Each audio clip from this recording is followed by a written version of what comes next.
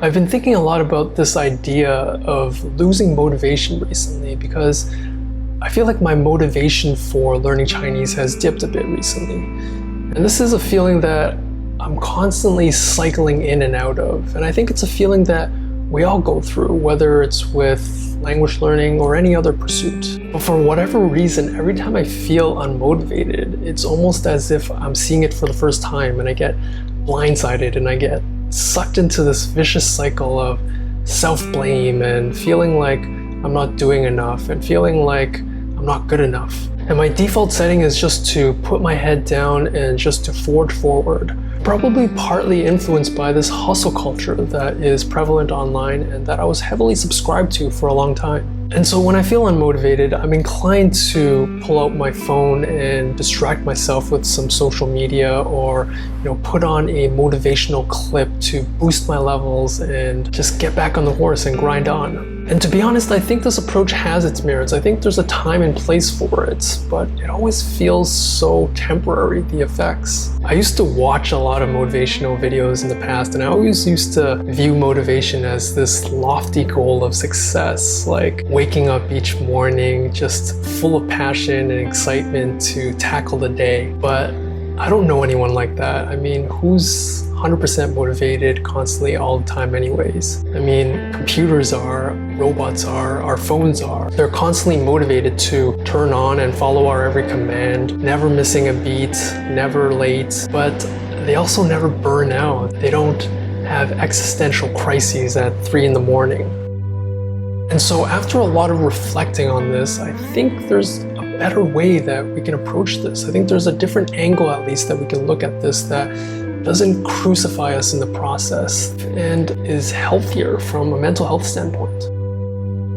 My dip in motivation for learning Chinese came a bit out of the blue, and it was a bit of a shock just because of the contrast to how excited I was when I first started learning. It's been the primary focus of my time now for the past year and a half now while being in Taiwan. So as I was losing this motivation, it almost felt like I was losing a bit of my identity, my purpose. Like, what am I gonna do with my life now without this pursuit? And that's when the anxiety starts rushing in. Things that used to be fun, like listening to Chinese podcasts, suddenly became a bit stale, and I found myself going through the motions. And after a couple of days of sort of this waffling without much intention at all, something interesting happened. I decided to stretch my legs. I decided to go for a walk to the nearby library that had just opened up. And when I got there and I started perusing the aisles of books, I was immediately struck by just how many awesome and cool books there were just laying around, just waiting for someone to read them. Books on history and art and architecture and cooking, just a treasure trove of knowledge. And so in the glee of the moment, I grabbed a huge stack of books. And at this point, I hadn't read a full book in Chinese from cover to cover. I'd always lose focus. But I started reading this book called Make Good Art by Neil Gaiman, translated in Chinese. And for whatever reason, maybe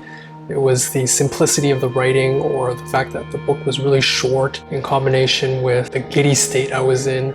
I kept reading page after page, and before I knew it, I had finished this book in Chinese in one sitting. This was a huge breakthrough for me. For one, I had a huge mental block with reading books in Chinese just because, like I said, it was so daunting and I never thought that I could finish a whole book in Chinese. And secondly, it made me realize the importance of slowing down and taking a break when I feel unmotivated, and not just trying to sort of artificially boost it or try to grind incessantly into the abyss. It made me realize that my motivation levels are maybe less of a problem that needs direct fixing and maybe more of a symptom or a sign that our body is trying to tell us something. Similar to how pain is a symptom for how our bodies are holding up, and we can treat the symptom directly by taking a pill or watching a motivational clip, but it always feels so temporary, the effects, and it never seems to address the root cause. And so I think a better approach might be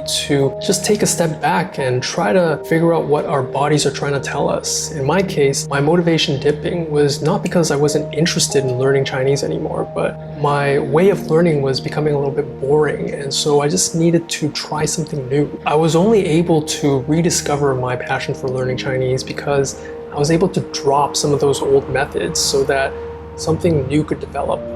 This expectation that we need to be always motivated, constantly disciplined and hustleized, and try to micromanage every facet of our lives to become more productive is becoming increasingly unrealistic, I think. It can't be healthy for us. In fact, I think it can be deeply hurtful and harmful to our mental health. It inches us further and further away from the full spectrum of human experiences, from the imperfections, which is to say, the magic and the spontaneity and the fun of life. There's this great quote by Paulo Coelho, who's the famous author of The Alchemist, that I keep coming back to. He says, "Every morning I find myself a different person. I'm always a mystery to myself. If I knew in the first hours of the morning what I'm going to do, what is going to happen, what attitude or decision should I take, I think my life would be deadly boring because, well, what makes life interesting is the unknown. It's the risks that we take every single moment of a single day."